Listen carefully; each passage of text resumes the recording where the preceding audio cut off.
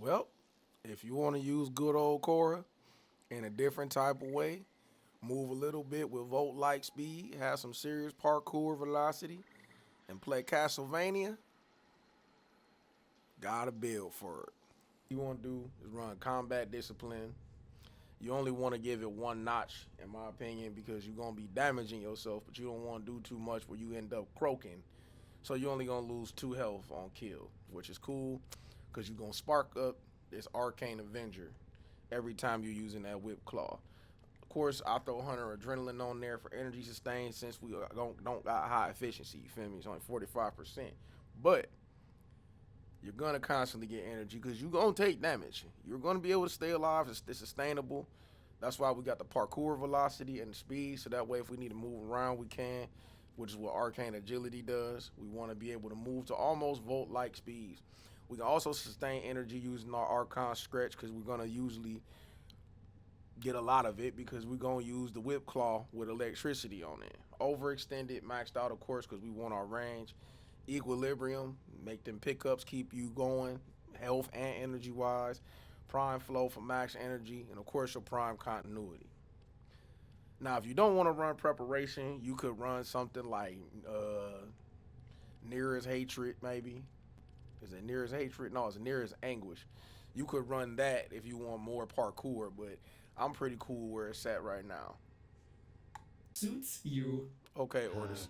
Whatever, man. Get out of my way, man.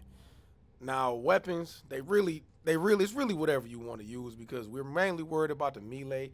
But I could run something like my Prisma Grakata, which has 136 crit chance because of my Riven and everything, and the Galvanized Scope, just in case I really do need to, catch somebody from a distance, whatever it is.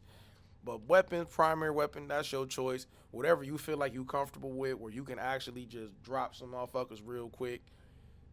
Just in case you feel like, oh shit, I'm getting surrounded and I can't melee the way I want to with the Whip Claw. Whatever you comfortable with. But for me, it's something like the Prism Grakata. Maybe, of course, one of my favorites, that Nata Rug Bow, because I got the Riven on there. So that way my charge shot has 199.5, my perfect shot has 239.4 crit chance. And crit chance is always the way to go with your damage too, because you gonna go ahead and drop some motherfuckers off. And before I forget, this accumulating Whip Claw mod, I feel like it's optional. I use it because of the stacking bonus as you see hitting 3 enemies, give you the 35% bonus. Is it absolutely necessary? I mean, I don't think so. Because I've ran it without it. I've ran it and just boosted the ability strength and done the same kind of damage. So if you don't got this mod or you don't want to get it or you feel it works better for you a different way, you can run it that way as well. Come on out here.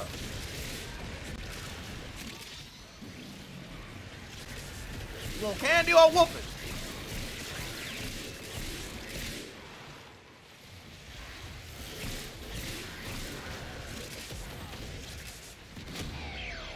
Orders wonders, what are you thinking about? Now, I will say, the helmet is not necessary. It still does its thing without the helmet ability. But adding, like the sun from a Varuna, when you do the melee damage, you are going to constantly get health, so you don't got to worry about yourself croaking. Now, you're going to get, if you want to get the headshots off too, or whatever weapon you got, that's going to help you sustain energy as well. So pretty much, equilibrium in this is going to make it so you can just run around going Castlevania crazy.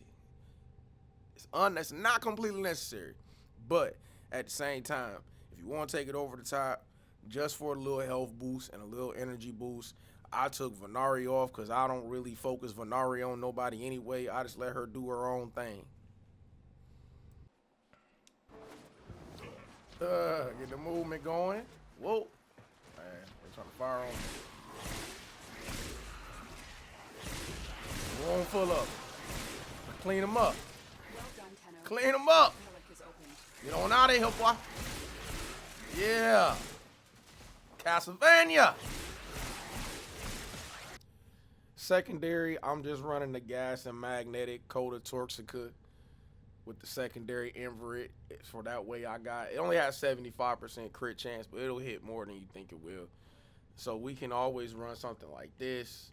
You can definitely run the epitaph because you can freeze motherfuckers and you'll be, well, apparently I need to format it again, but yeah, the point is I will use it in a circumstance after forming it again where, you know, you mow things. Now, you definitely want to use the amalgam barrel diffusion because I get you want to use the galvanized because of the on kill, but this gives you more dodge speed, which adds to the whole point of the build. Because I have it on the Torxica as well to make you be able to parkour out this world, move around. It's like you skating all over the place. You can get close to volt speeds. Even if I wanted to go back to my primary and I wanted to use the amalgam serration instead, that takes my sprint speed up. And I'm okay with that. I'm okay with even more sprint speed because she will take off on you. As for the whip claw, we're going to run drifting contact so that way we can keep our combo going. You want to keep that combo duration going so that way that accumulating whip claw mod does the best it can for you, and you're also going to continue to get your crit up and constantly be able to smack. Because once you get to 12 times for the combo, you're going to get all the damage you need. Of course, we're going to use Blood Rush, Prime Pressure Point, Sacrificial Steel for the more crit chance since we at 80, Shocking Touch, Spoiled Strike, Gladiator Might, and the Voltaic Strike. If there's anything you want to switch out, maybe you don't want to use Spoiled Strike. Maybe you want to use something else. You might not want to use Gladiator Might. This is just, you know, my type of setup for it for the overall. But the point is you want to stack as much crit as you can. The stats don't look extra crazy, but it's going to do a lot of damage once you start to get to moving and getting your Simon Belmont on. Gotta clean them on up. Gotta get them out of here.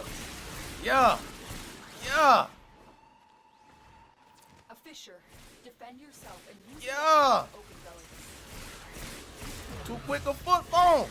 Too quick a foot. Lists are scanning for targets. Score too quick a foot. There you have it. That's how I built my Khora. It might work for you. If there's some things you want to change, feel free to do that. Once again, show build at the end of the day, you playing. And remember, we just playing these games to have fun. So however you have fun, you go ahead and do that however you think it's going to work for you. And if you so see fit to do so, go ahead and like your boss video. Subscribe, because I like to talk about games I like. I like to do this because I enjoy video games. And it's a great way to have fun.